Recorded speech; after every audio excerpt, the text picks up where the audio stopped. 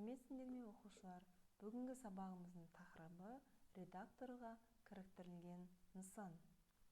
Бүгін сабақта сендермен SketchUp бағдарламасын онлайн түрінде қолдануды үйренеміз және кіріктірілген нысандармен танысамыз.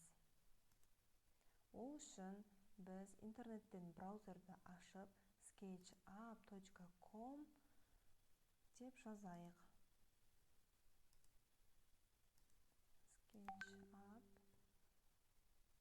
sketchup.com .ru бұл жерден мына сілтемені таңдаймын.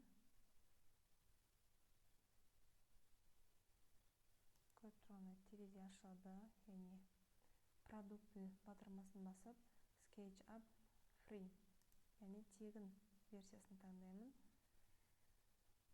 Модельдерді бастайық. Жүктелуде, яғни старт моделіңді басамыз. Бізде SketchUp бағдарламасының терезесі ашылды. Енді бұны үлкейтіп, кішірейтіп, терезесін өз қалауымызша өзгертуімізге болады. Төртбұрышты таңдап, ішіне тағы да одан кішілеу етіп төртбұрыш сызайын. Осы сызған төртбұрышымды теңе талқай батырмасы арқылы жоғары көтеремін. Оның ішін айналдырып көрейін. Көріп тұрғандарыңыздай бізде қабырға пайда болды. Енді осы қабырғаның жоғарысына тағы да өзінен сәл кішіреу етіп төртбұрыш сызамын. Бұл төртбұрышымызды теңе талқай батырмасы арқылы төмен қарай тартамын. Байқаған шығарсыздар, бізде бір бөлмелі үй пайда болды. Енді осы үйіміздің крышасын жабайық. Ол үшін қалам батырмасын құралын таңдап,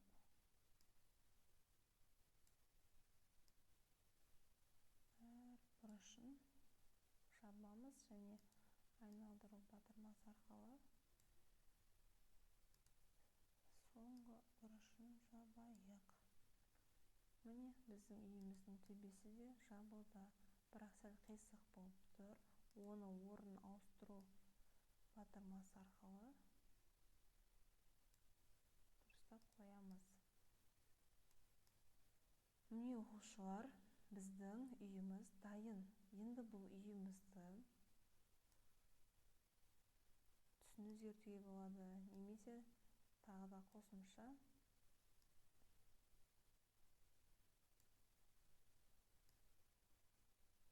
бөлме жасауымызға болады. Теңе талқай батырмасы арқылы алдына тартайық. Есігімізді де шығарайық. Ал көрейік. Міне оқушылар, үйіміздің алдынан оңай үй қосып алдық. Егер қатты алдына шығып кетті десеңдер, қайтадан жайына келтіруге болады.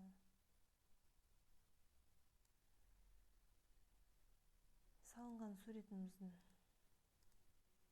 түсін өзгертуімізге болады. Әртүрлі түстер беруімізге болады. Ішін бояуымызға болады. Алдына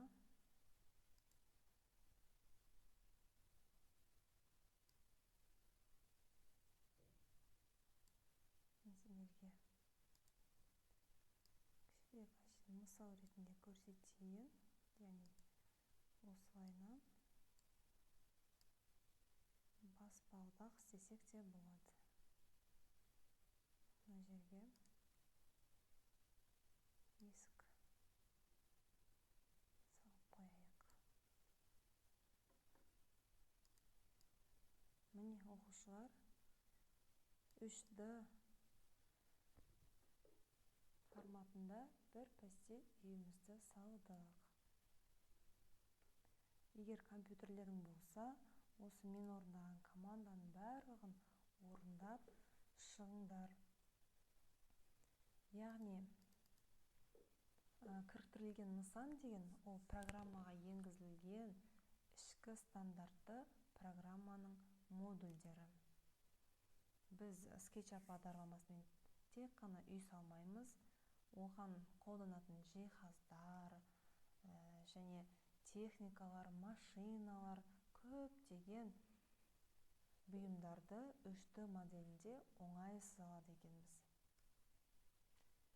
Осымен сабағымыз аяқталды.